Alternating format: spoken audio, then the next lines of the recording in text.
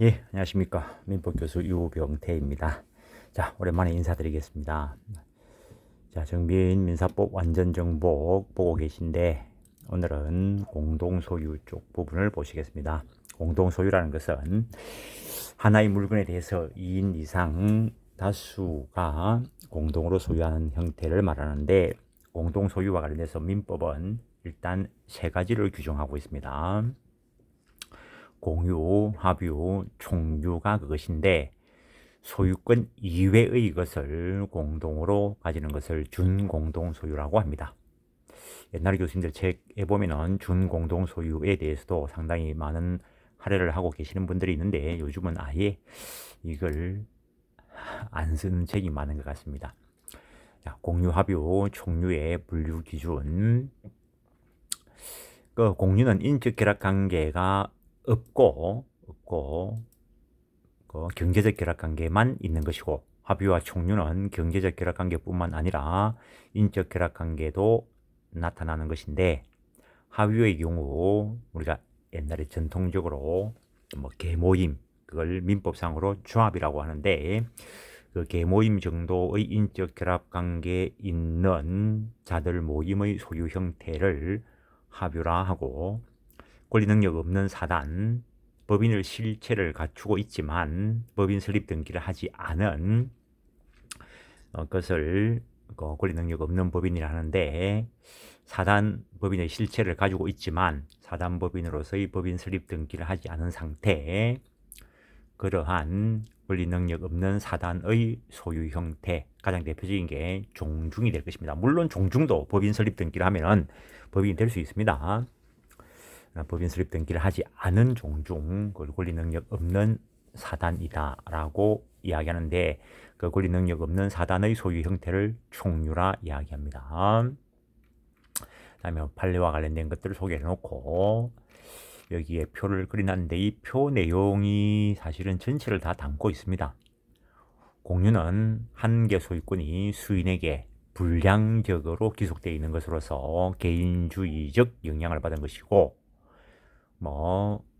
우연적 경제적 결합이다라고 생각하시면 됩니다. 물론 이게 법률 행위에 의해서 나타날 수도 있고 법률 규정에 의해서 인정되는 경우도 있습니다.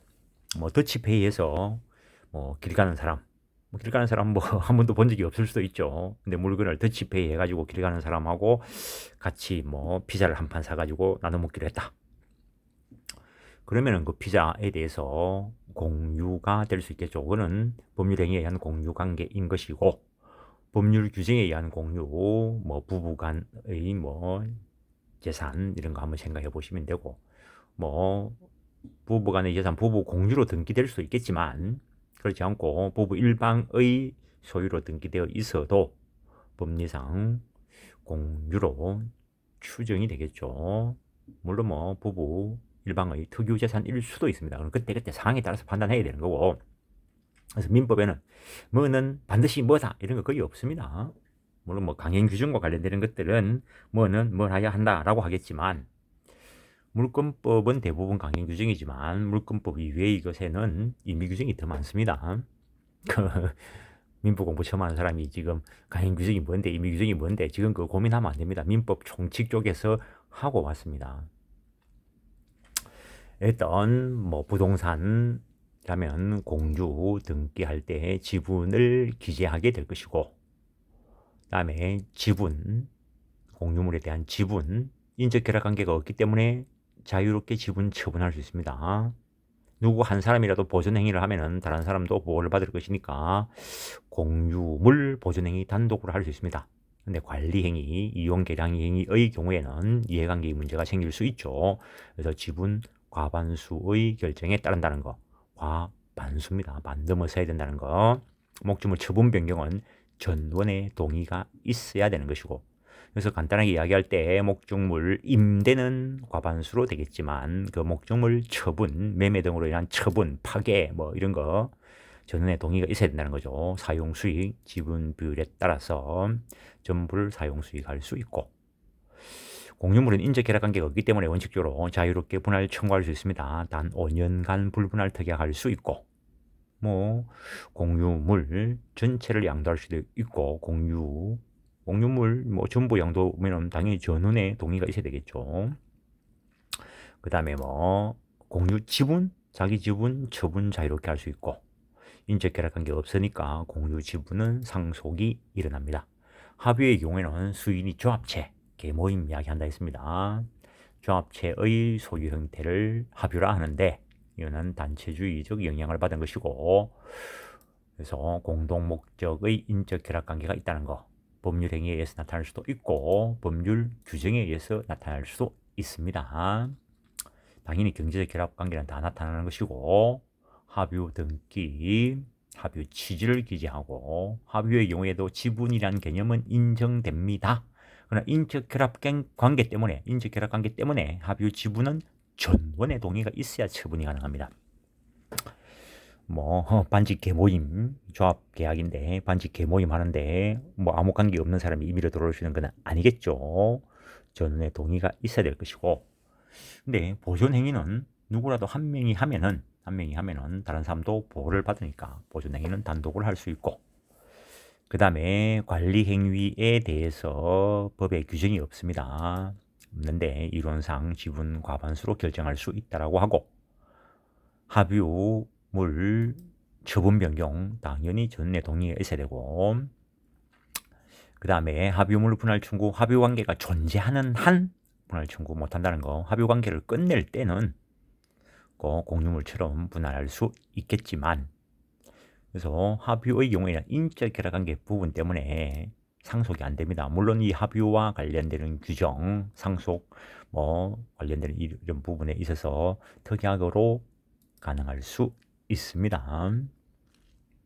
근데 합의와 관련된 내부적 규약, 약정이 없으면은 당연히 상속 안 된다는 거죠.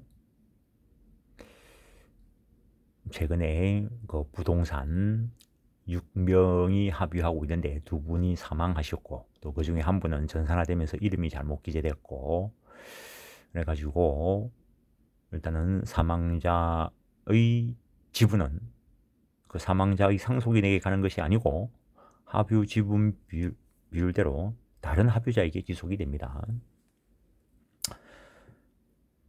뭐라고 전산 이기할 때 잘못된 거는 경정 처리해야 될 것이고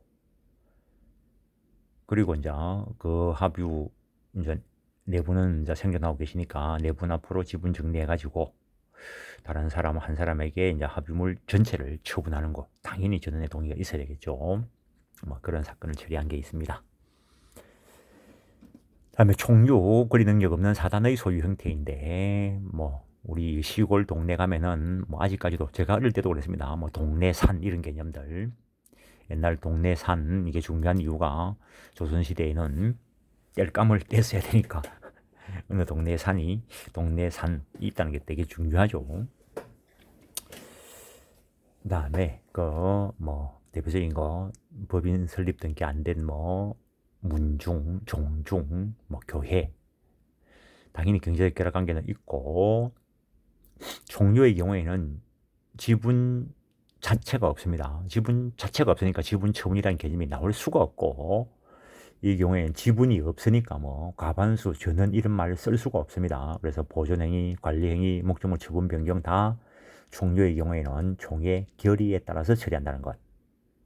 목적물 사용 수익, 정관, 기타 규약에 따라서 할 것이고 그 다음에 종료에는 지분 자체가 없기 때문에 분할 청구 못한다는 것. 그 정도. 그래서 사실은 여기에 법리가 다 들어 있습니다. 그걸 이제 서술해 놓은 건데, 공유로 의제되는 규정들도 있고, 공유로 추정하는 규정들도 있고, 공동상속재산에 대해서 공유로 보는 게 일반적입니다. 명의 신탁에 있어서 수탁자가 여러 명 있으면, 그거는 공유 관계로 보고 판례가 신탁법 적용받는 신탁에 있어서 수탁자가 여러 명 있으면 그 신탁 재산은 합유 관계로 처리한다는 법 조문이 있습니다. 공유 앞에 표로 해놨던 게 이것들 다 정리한 거죠. 수인이 인적 결합 관계 없이 소유하는 형태. 것을 공유라고 했고, 법률행위로 성립할 수도 있고 법률 규정에 의해서 인정되는 경우도 있고, 공유의 경우에 지분이 있다라고 이야기했죠. 공유 지분 처분, 내거 내 맘대로 원칙적으로 처분할 수 있다라는 거. 공유 지분, 소유권의 불량적 일부입니다. 그래서 여기에 뭐 담보권 설정할 수도 있다라는 거. 공유 지분의 탄력성 해놨는데, 뭐 한 사람에게 집중되면 소유권이 한계가 될 수도 있겠죠. 공유 지분권의 대내외적 주장, 공유 지분 자체가 그 소유권의 성질을 가지고 있습니다. 그래서 이런 것들은 한번 읽어보시는 것이고, 공유물 보존 행위 각자 단독으로 할 수 있다. 공유자 1인이 공유물 전체를 사용하고 있는 경우 과반수 지분권자 자기 앞으로 반환 청구할 수 있다는 거. 과반수 미만의 지분권자가 반환 청구할 수 있는가? 옛날에 판례가 긍정하는 입장이었습니다. 최근에 판례가 변경되어서 과반수에 미치지 못하는 소수 지분권자는 자기에게 반환 청구할 수 없다로 판례가 변경되었습니다. 부당이득 반환 청구 이런 쪽으로 보호를 받아야 될 것이고, 공유물 관리행위 과반수를 한다. 임대차 뭐 과반수를 할 수 있겠다는 거죠. 근데 임대차 해지와 관련되어서 이거 과반수로 할 수 있느냐? 과반수로 할 수 있다는 판례가 있고, 임대차 해지도 결국에는 뭐 관리행위다 이렇게 보는 판례도 있고. 근데 요 임대차 해지에 불가분성 규정 적용하지 않는다 했는데, 판례가 불가분성 규정을 적용하는 판례도 있습니다. 그래서 판례가 통일이 안 돼 있다는 거. 공유물 사용 수익, 공유물 처분 변경, 전원의 동의, 공유물에 관한 뭐 부담, 당연히 지분 비율로 부담하겠죠. 공유자가 관리 비용 기타 의무 부담을 1년 이상 이행하지 않은 때는 다른 공유자는 상당 가액으로 지분 매수 청구할 수 있다. 이거 형성권이라는 거. 형성권이라는 말은 저 권리를 행사하면은 매매 관계가 체결된 것으로 다룬다는 거. 공유 관계에 의해서 제3자에 대해서 제3자 뭐 침해를 하면은 보존 행위로서 방해 배제 청구할 수 있다. 이런 것들. 공유 지분 자체가 물권적 성질이다라고 이야기했습니다. 그쪽 소유권의 성질을 가지고 있다. 그걸 지분에 대입해 가지고 해석을 해보는 거고, 공유물 분할 인적 결합 관계가 없기 때문에 자유롭게 분할 청구할 수 있다. 단 5년간 불분할 특약할 수 있다라는 것. 그다음에 뭐 분할하는 방법, 협의에 따라서 분할할 수도 있고, 협의가 안 되면은 뭐 재판 청구해서 분할할 수 있는데, 협의도 물건 자체를 나누는 현물 분할, 물건을 팔아치우고 대금을 나누자는 대금 분할, 공유자 한 사람이 다른 사람 지분을 매수하는 쪽으로 분할하는 방법, 가액 배상에 의한 분할 방법이 있다는 거. 재판에 의한 분할에도 이 세 가지는 다 인정된다는 거. 분할의 효과. 협의 분할은, 협의라는 게 법률행위죠. 그래서 분할 등기까지 있어야 분할의 효과가 발생하고, 공유 재판상 분할, 공유물 분할 판결, 형성 판결입니다. 그래서 판결 확정 시에 분할의 효과가 발생한다라는 거. 그 정도 하시고, 그 다음에 수탁자가 수인인 경우에 명의신탁, 이런 경우를 공동 명의신탁이다라고 이야기하는데, 이 경우에는 수탁자 간의 공유관계로 본다라고 했습니다. 신탁법 적용받는다면은 합유관계라고 하는 거고, 당연히 이 판례가 6구다 이렇게 돼 있으니까 이거는 부동산 실권리자 명의등기에 관한 법률이 제정되기 전인 유효한 명의신탁을 전제로 한 판례가 되겠습니다. 구분 소유적 공유, 수인이 합의에 따라 특정 부분에 대해서 각자가 배타적으로 권리가 귀속되지만 등기부상으로는 공유로 등기해 놓은 거, 이걸 구분 소유적 공유, 또는 상호 명의 신탁이다라고 이야기합니다. 구분 소유 공유관계는 어떤 부동산에 대하여 그 위치와 면적을 특정하여 여러 사람이 구분 소유하기라는 약정이 있어야만 적법하게 성립하는 것으로서 각각 특정 부분에 대하여 배타적 기속 의사의 명시적 또는 묵시적 합의가 있어야 한다. 따라서 수인이 일필 토지를 각 위치와 면적을 특정하여 그 일부씩 매수하고, 그렇지만 편의상 소유권 이전 등기만은 공유 지분 이전 등기를 했다는 것. 그래서 어떤 뭐 토지가 있는데 딱 위치와 면적을 특정을 해가지고 이쪽 부분 내 거 놨는데, 근데 분필 안 하고 등기는 그냥 공유 지분 이전 등기해 놓은 그런 경우가 가장 대표적인 구분 소유적 공유 그 상호 명의 신탁이 되겠습니다. 대내적으로 그 특정 부분에 대해서 단독 소유죠. 단독 소유. 네, 대외적으로는 공유물처럼 다루어지지만 실질적으로는 공유가 아니기 때문에 이거는 공유물 분할 청구 대상은 아니라는 거. 여러 곳에서도 시험이 나온 적이 있습니다. 그래서 이 경우에는 공유물 분할 청구하는 것이 아니고 그 명의신탁 해지를 원인으로 한 지분 이전 등기 절차 이행을 구해야 된다는 것. 그 정도 하시죠.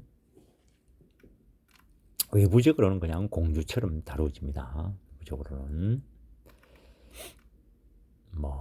구분소유적 공유와 관련돼서 법정지상권 문제도 나타날 수 있고, 내내적으로 자기 소유 토지 위에 자기 소유 건물을 건축을 하고, 그랬을 때